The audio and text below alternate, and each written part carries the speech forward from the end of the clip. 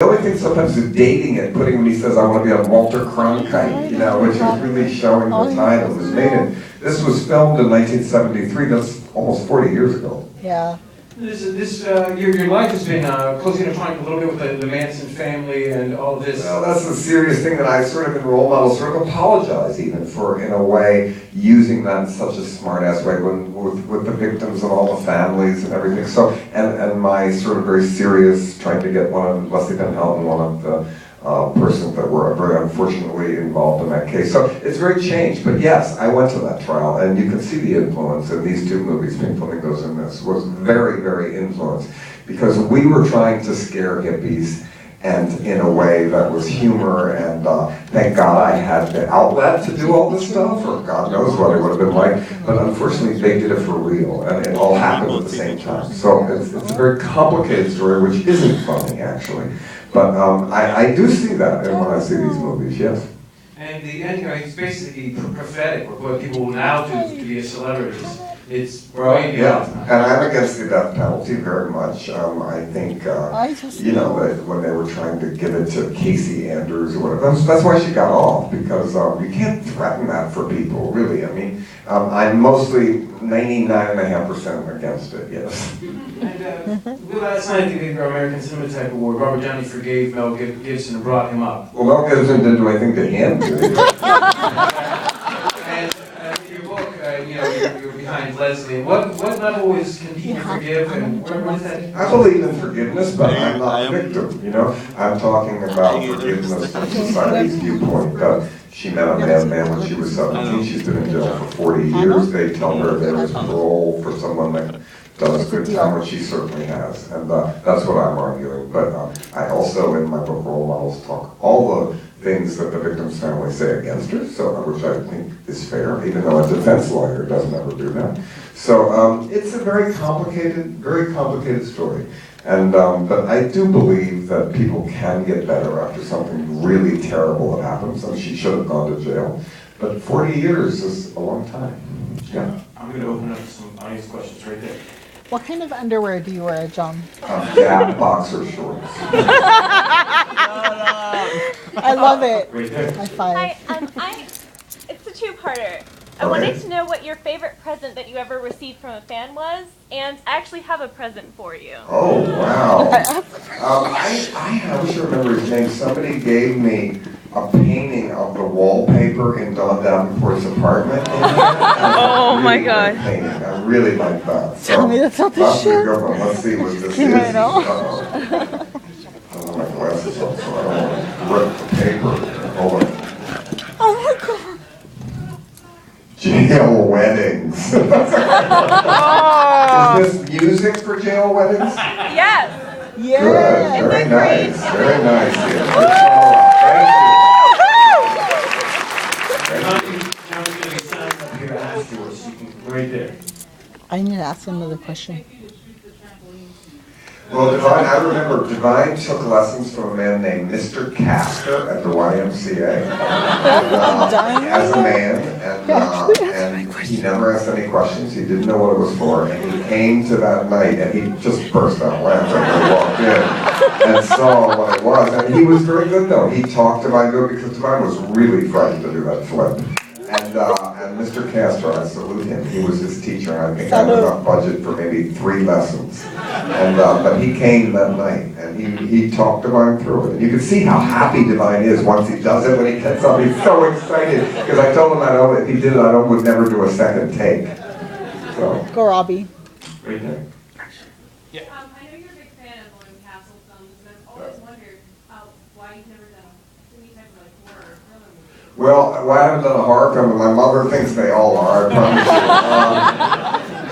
I don't know. I mean, you know, William Castle, his daughter Terry just put out a book called The Prayer, where you can buy William Castle's book From Beyond the Grave, where you sign an insurance policy. It's so great that you won't, you know, if you die of fright reading it. It's so I don't know that I've done just a plain horror movie, and it's true, I've satirized almost every other genre there is. But in all my movies, I have some horror. You can see, even in this, there's gore. I always had gore in the old days and stuff. And I don't know. I think it's maybe I will make one. I don't know. Hi. Hi. Wonderful film. Thank you. Enjoyed it, still reeling from it.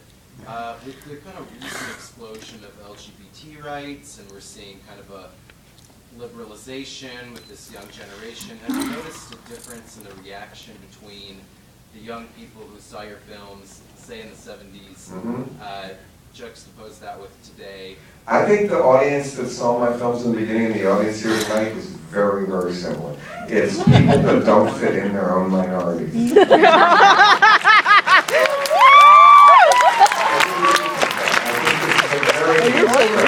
know, and I see all ages, I see all types, so I don't think it's that different. I think it's people that have a sense of humor, that are a little bit angry, that, that exaggerate what everybody else has used against them their whole life and turn it into a style. I think it looks very similar, very similar. Do you think the world's getting more uptight? They're getting less square, maybe getting more uptight? No, I think it's less uptight, certainly than when I was young, yeah. I think now everybody tries too hard to be weird. I get weary of that, you know? Yeah. It has to be internal. Thank you, though. Did you find it? Well, Van Smith did all the costumes for all my early movies, and I think, you know, Van, he did right after The Dirty Shame, the last one, and he did the makeup and all these, and Van was a huge part of it. Van and Vincent Pereira, who did the sets, and Pat and I, who did the casting with me. And I was involved a lot, but Van did it, you know, and when Van died a few years ago, he got the most amazing obituaries in the LA Times, the New York Times, and Women's Wear Daily. Really, that he would have been so honored to read them, really. So it was completely Van Smith, and Role Models is dedicated to Van, the memory of Van, and he was a huge, huge part of it. He really made Divine very confident to look like that, and he thought out all of the wedding dress with a see-through and all of that was really all Van. And all the makeup, you know, I love the scene where he shaved it such that he has more room and the eyeliner goes all the way to the back of his head, you know, that's beyond Cleopatra eyeliner. Yeah. Fuck yeah. Edith's costumes always look somewhat painful to Well, Edith, well, you know, fashion hurts, you know. She was glad to wear these compared, no, she hated that black one. Oh, she hated that outfit. But then, when she got in the punk rock band, she had to get another one made, and she did it herself because she wore it, but she hated that outfit. She liked her clothes in Desperate Living because she was the queen and she could wear a queen outfit. Yes. I think you inspire me to be an artist. What inspires you as an artist? What inspires me really is the behavior of people that think they're normal that act insane. Yes. People that I see in Baltimore, you know, I think, what? Actually, that looks good. You know, I don't know. But I respect those people, and I'm always fascinated by people's behavior. I watch people, so I'm never bored. I don't understand how anybody can be bored or why anyone watches reality shows. Just go outside. You live in a reality show. Watch other people and think you're better than them. I'm against that. Right, hello? Yeah. Hi, Mr. Waters. Hello? I just wanted to say that Serial Mom is just pretty much one of the greatest films ever. Thank you. That was the only movie where we had enough money.